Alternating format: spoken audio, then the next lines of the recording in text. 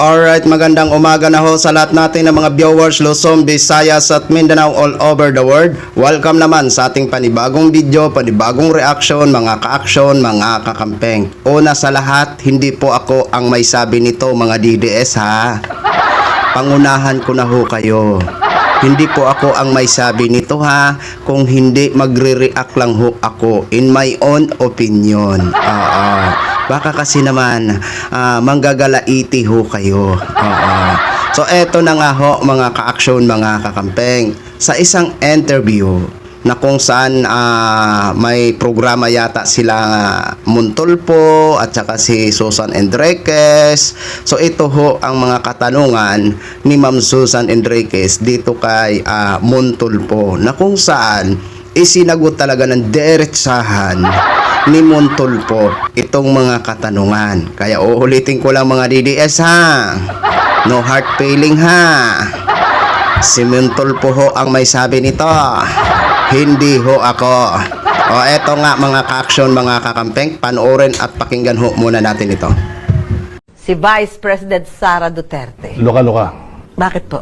Kita mo naman yung kanyang asa. Nung sabi niya, papatayin daw niya na parang may tama ito sa ulo eh. She's unhinged, psychologically defective. Pero nung pumupunta kayo kay dating Pangulong Duterte, nakikita niyo siya, nakakausap niyo siya. In fact, binabastos niya si Digong eh. Nung araw, pakitang tao na lang yung pumupunta siya sa The Hague. Nung araw yan, bastos yan, binabastos niya yung tatay niya. Kaya kung bisa natatawa na lang ako eh. Pag nakikita mo. Oo. Yung mga nakikita natin ngayon, lagi siyang nandoon. In fact, yung tatay niya, gusto siyang maging Pangulo. Dahil galit siya sa tatay niya, Vice President na lang tinakbo niya. Kung anong gusto ng tatay niya, sinusuway niya. Nung araw pa, publicly, pinahihiya niya yung tatay niya. Kaya, sasabihin, pupunta niya sa The Hague. Baka hindi kaya nagsisisi siya sa mga ginawa niya sa tatay niya. May pagsisisi ba ang lokalo? Ayun. Kaya naman pala ganyan si Vice President Lustayera. Kaya hindi na ho tayo magtataka mga ka-action.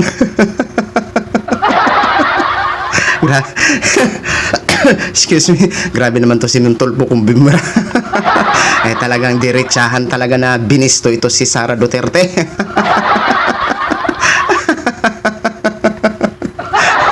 Montulfo, ang aga-aga pinatawa mo naman ako ha.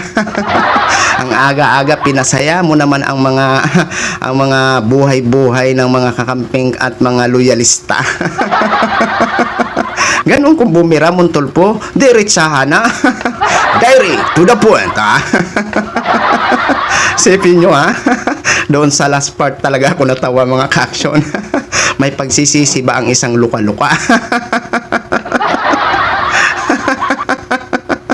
Mga DDS, ano ho ang masasabi niya? O si Montulfo ang may sabi niya na. Sabi niya, ito daw ang pagpunta-punta ni Sara sa dahig kay tatay niya. Pakitang tao na lang daw ito mga DDS. Ano ho ang masasabi niyo mga DDS? Masakit talaga si Montulfo kung bumira mga DDS ano. Talagang malaman na malaman ho. Iyon naman talaga ho ang observation natin dito kay Sara Lustayera. Di ba? O tingnan nyo ho kung talagang nasa tama ba ang mga pinagsasabi nito ni Sara. Hindi sana hindi makasama sa grounds yung mga iba na mga bad na hindi maganda ang mga sinasabi. O di ba? Tandaan nyo? Yung pagbanta niya sa Pangulo, kay First Lady, kay dating House Speaker Martin Romualdez, at doon sa pag-action niya na gusto niya anuhin ang ulo ni PBBM, o di ba? Sinama ho yun sa grounds. Isa po yun sa naging mga ebidensya na talagang na-impeach si Sara Duterte dyan sa House of Representatives. Kaya wag na ho kayo magalit mga DDS. Totoo naman talaga, yan talaga ang observation namin kay Sara minsan. Na para bang minsan kung magsalita, parang pabigla-bigla ba na para bang hindi niya na alam ang kanyang pinagsasabi. Sabi nga ni Montulfo, luka-luka daw eh.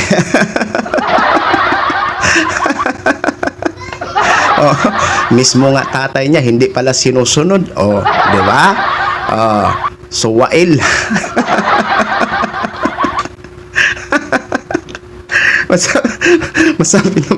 Masabi naman itong mga DDS, ikaw talaga action man kasarap mo, kurot-kurutin sa itlog. Kaya pinapangunahan ko na kayo mga DDS. Tingnan nyo baga ang iniidolo nyo. Di ba? Masaya ba kayo na kahit, sige sabihin na natin, alam naman natin talaga na may sama sila ng loob kay Pangulong Bongbong Marcos. Pero bilang isang public servant kasi, dapat iniisip ho nila ang binibitawan na salita. 'Di ba? Lalo na ho ito din si Basti. 'Di ba? Kung makapagsalita sa Pangulo, parang akala mo kung sino. 'Di ba? Akala mo hari na ng Miss Universe. 'Di ba? Kasi ang pangit kasi pakinggan sa isang public servant na mapakinggan mo yung hindi kaaya-aya ng mga pananalita sa kanilang trabaho. Kumbaga, hindi maganda pakinggan yung mga salita na hindi angkop sa kanilang trabaho bilang sila ay public official. Di ba? Yan ba yung iniidolo nyo? Ganun ba yung gusto nyo na iiduluhin? Di ba? Kahit alam nyo naman na mali. Pero tuwang-tuwa pa kayo na the way magmura ang mga Duterte. Di ba? Tama pa ba yun? Yung ikakatuwa nyo na magmumura at kung ano-ano ang sasabihin? Di ba? Maling-mali po yun. Kaya kung ako sa inyo mga DDS, may chance pa kayo na pag-isipan ang lahat. Kung ito ba ay tama pa ba ang ating pinaglalaban? Kung ito ba ay dapat na tayong mamulat or magising sa ating landas na pinapaniwalaan na wala naman katuturan. Di ba? Ang ilan sa mga DDS vlogger sinasabi na magkaisa na tayo. Paano naman ho tayo magkaisa kung magkasalungat ho ang ating pinaglalaban? Di ba? Kasi kung talagang galit kayo sa kurap, dapat ho talaga magkaisa tayo. Wala tayong papanigan. Lahat ng mga di umano'y sangkot, wala tayong papanigan. Kumbaga, hindi ho natin sila ipagtatanggol. Kumbaga, neutral ho tayo. Hayaan natin na iimbestigahan ho sila. Dapat ganun ho, mga kababayan namin na mga DDS. Pero nasa sa inyo po yung kung ayaw nyong magbago. Kasi alam naman ho namin na kapag diehard ka, kahit ano ho ang pagpapaliwanag, kahit isampal pa sa inyo siguro yung mga katotohanan, talagang diehard kayo, talagang patanga-tanga talaga kayo.